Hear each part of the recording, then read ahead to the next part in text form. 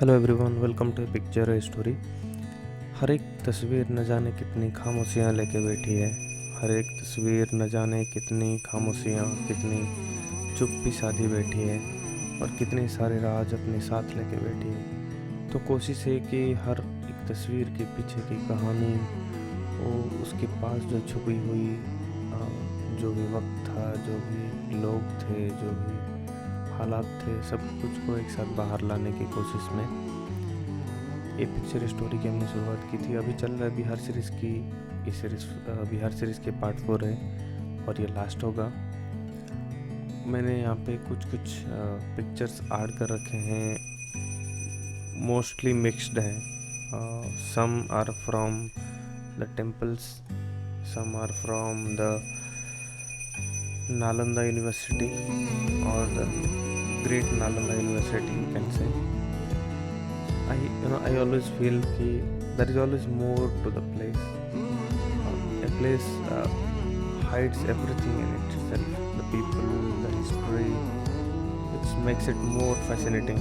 It hides its best secrets within. It asks you to explore and find out. It never gives you the secrets in your hands, right? तो वो चाहती है, वो जगह चाहती है कि आप वहाँ पे आप उसको एक्सप्लोर करो, उसमें रहो, उसको समझो, फिर जाके वो अपने पास जो सीक्रेट्स रखी हुई है वो सारे सीक्रेट्स आपके हाथ में वो थमाती है।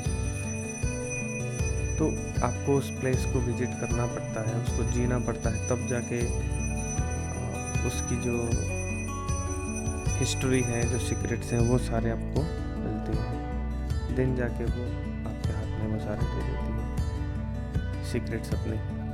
तो यहाँ पे मैंने जितने भी ऐड कर रखे हैं पिक्चर्स, उसमें कुछ है जापानीज़ टेम्पल्स के, जापानीज़ टेम्पल हैं, कुछ थाई टेम्पल हैं, और इतनी सुंदर आर्किटेक्चर है कि आप देखोगे तो एकदम खुश हो जाओगे, क्योंकि ये अपने अंदर बहुत सारे न जाने हजारों सालों की शांति छुपा के बैठी है। अंदर जैसे ही जाओगे, आपके बाहर से आपके मन जितना भी परेशान हो, जितना भी दिक्कत में आप हो, वो सारा का सारा उधर गायब हो जाता है। तो एक अलग ही शांति अपने अंदर समा के बैठी हुई है ये जगह ना।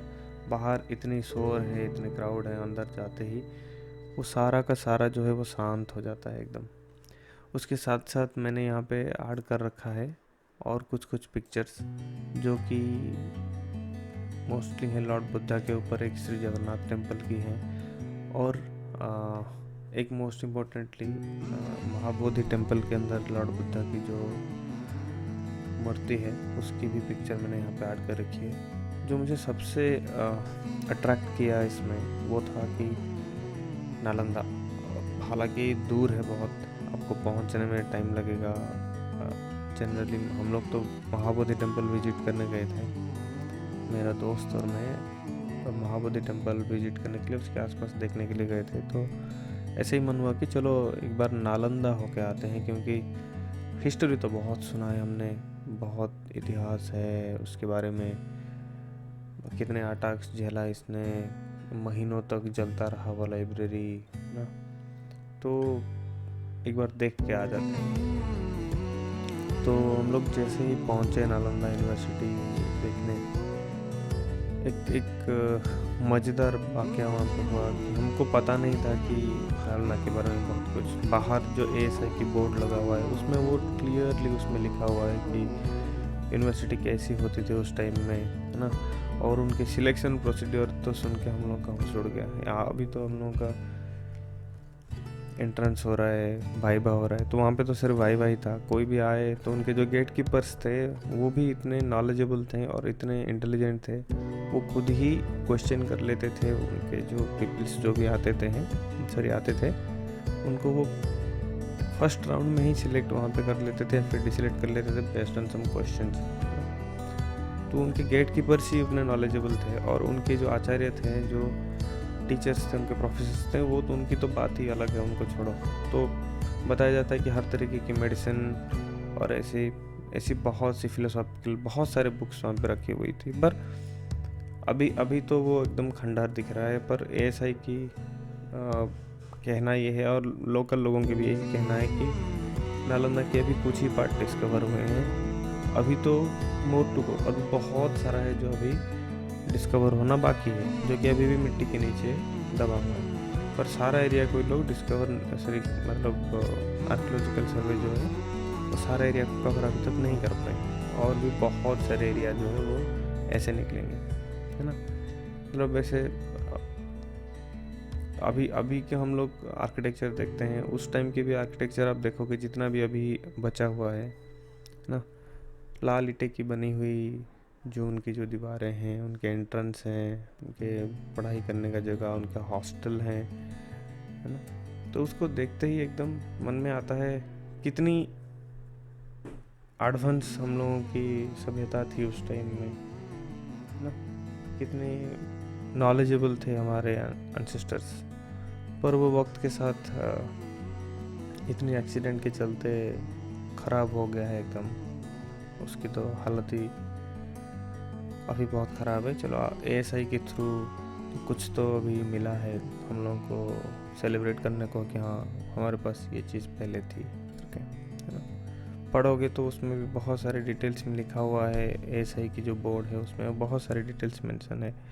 और उसके साइड में अभी कुछ पार्क बना दिए हैं, और वहाँ पे मंदिरें बहुत सारी थी, छोटे बड़े मंदिर। अभी तो मंदिर का खंडहर ही दिख रहा है, पूरा मंदिर का जो डिज़ाइन है वो नहीं मिल रहा है। तो हम लोग जब पहुँचे तो कुछ एंट्री फीस थी, हमने वो टिकट लेके फिर अंदर गए, और प्यास बहुत लग रही थी उस टाइम में, धूप की वजह से हाल एकदम पूरा ख़राब हो पड़ा था। तो हम जाके कुछ वहाँ पे पहले पूछे, गाइड्स जो थे उनसे भी बात की, उनसे भी पूछे, कुछ फ़ोटोज़ लिए। फिर घूमते घूमते जितना एरिया हम लोग वहाँ पे कवर कर सकते थे करके फिर हम लोग वहाँ से वापस आ गए। फिर हम लोग अगले दिन राजगीर पहुँचे ना, और राजगीर को देख के मन में ऐसा ख्याल आता है कि इसको डेवलप क्यों नहीं कर रहे हैं बिहार टूरिज़्म, नहीं पता यार उसको और अभी तो राजगीर में वो ग्लास की पुल बन गई है, अभी तो बहुत कुछ हो गया, पर उस टाइम में ये ख्याल आ रहा था कि इसको डेवलप क्यों नहीं कर रहे हैं। इतनी पुरानी आर्किटेक्चर है, इतनी अच्छी जगह पे बना है, इतना ऊपर बना है, इसको बहुत अच्छी तरह से डेवलप और मैनेज किया जा सकता है, टूरिज़्म को बूस्ट किया जा सकता है। शायद बिहार गवर्नमेंट उसके ऊपर और भी कुछ स्टेप्स ले रहे हैं, पर उस टाइम में ऐसा लग रहा था कि हाँ चलो बहुत अच्छी जगह है, पुरानी जगह है, पर वेल मैनेज नहीं है, उसको बहुत अच्छे से मैनेज कर सकते हैं। घोड़ा की गाड़ी होती है ना, तो हम लोग उससे गए थे, क्योंकि वहाँ पे राजगीर के लिए और बहुत कुछ ऑप्शंस मिलता नहीं है। घोड़ा की गाड़ी लेके हम लोग गए थे वहाँ पे, घोड़ा गाड़ी को क्या बोलते हैं, टांगा बोलते हैं शायद हम लोग, तो उसको लेके गए थे हम दोनों दोस्त। फिर ऊपर पहुँच के बहुत ही कामनेस मिली ना, बट धूप की वजह से हाल थोड़ी सी ख़राब हो रखी थी, पर बहुत शांति मिली वहाँ पे, घूमने को मिला, और बहुत ही अच्छा एक वाइब आती है वहाँ से, पीसफुल वाइब वहाँ पे आती है। बहुत सारे लोग उस टाइम में भी ट्रैवल कर रहे थे, अभी भी बहुत सारे लोग ट्रैवल कर रहे हैं। तो इन सब को ना और थोड़ी सी नज़र देके इसको डेवलप करने की कोशिश करनी चाहिए, एटलीस्ट ये मेरा परसेप्शन है।